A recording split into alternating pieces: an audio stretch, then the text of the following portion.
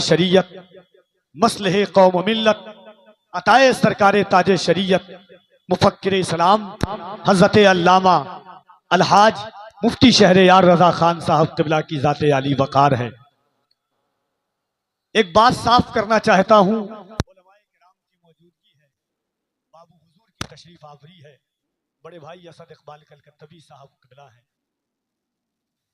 میرا اور مفتی صاحب کا تقریباً 12 سے 13 سال کا تعلق ہے، اور میں نے حضرت کے ساتھ گجرات کے کئی صوبوں میں، مہاراشٹر کے انسان خطا کا ایک پتلا ہے، جوش اور جذبات کی بنیاد پر کبھی انسان سے غلطی ہو جاتی ہے۔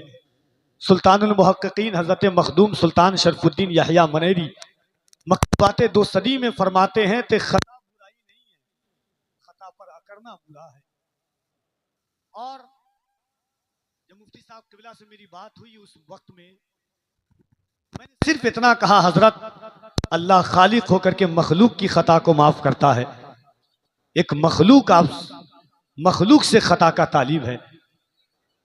میں نے مفتی صاحب قبلہ سے کہا کہ حضرت میں نے آپ کے ساتھ 2 دن 3 دن کا سفر کیا ہے، آپ نے میری زندگی آپ کے سامنے ہے، اور ہمیشہ مفتی صاحب ایک بات کہتے تھے کہ اگر پڑھے لکھے نقیب ہیں، کئی گفتگو میں میں نے کبھی ایسا نہیں کہ آج اس معاملے کے باوجود ملک ہندوستان میں ہمیشہ، اور اس جلسے میں بھی میں نے یہ کہا تھا کہ اگر جلسے کے تقدس کو بحال کرنا ہے اور اس رنگت کو ختم کرنا ہے تو مفتی صاحب قبلہ کی تقریر پہلے ہونی چاہیے تھی، جو تھوڑی سی کلپ کچھ لوگوں نے وائرل کی تھی اس جلسے کی۔ مگر ایک بات ہے نا کہ ہجر میں اتنا خسارہ تو نہیں ہو سکتا اسد بھائی، ہجر میں اتنا خسارہ تو نہیں ہو سکتا، ایک ہی عشق دوبارہ تو نہیں ہو سکتا، چند لوگوں کی محبت ہی غنیمت ہے میاں، شہر کا شہر ہمارا تو نہیں ہو سکتا۔ آج بابو حضور کے سامنے پھر میں مفتی صاحب قبلہ سے اہل سیمانچل سے معافی کا طلبگار ہوں۔ سنجیدگی عطا فرمائے، آپ لوگوں کو جلسے کی قدر اور عزت کرنے کی توفیق عطا فرمائے۔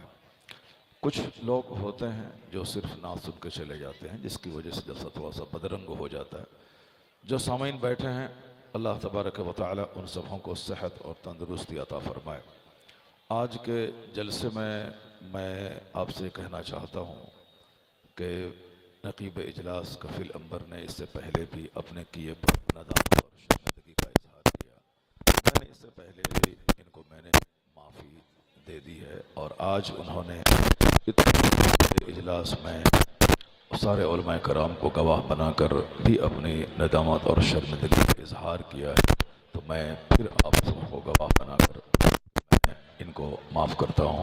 اللہ تبارک و تعالی انہیں بلندی اور ترقی عطا فرمائے، سنجیدگی سے قاعدے سے مجلسوں میں نظامت اور رقابت کرنے کی توفیق عطا فرمائے۔ اسد بھائی 30 سال سے نعت پڑھ رہے ہیں، کیا بات ہے، میں دعا کرتا ہوں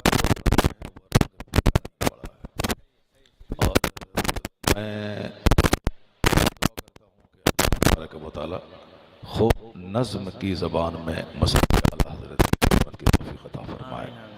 پورے ہندوستان اور پوری دنیا میں جہاں کہیں پڑھی جاتی ہے، اسد صاحب کا ایک اپنا الگ رنگ ہے، ایک الگ ہی چاشنی ہے۔ اللہ تعالی نے جو آواز کو خوبصورتی عطا کی ہے، لگتا ہے کہ مرتے دم تک، بڑھاپے تک یہ نعت پڑھتے رہیں گے، اور پھر آپ سبھوں کو تسکین قلب کی خاطر ان کی آواز سے آپ فیضیاب ہوتے رہیں گے۔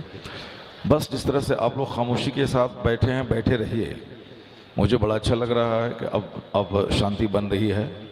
اب میں نے آج فیصلہ کر لیا ہے کہ آپ چاہے اٹھیں یا جائیں، کچھ بھی کریں، میں کچھ نہیں بولوں گا آپ کو۔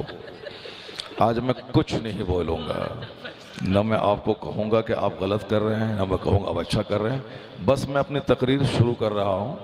میں ایک چیپٹر قرآن شریف کا میں کھولتا ہوں، اس کے بعد پھر میں حدیث پاک کے ابواب میں سے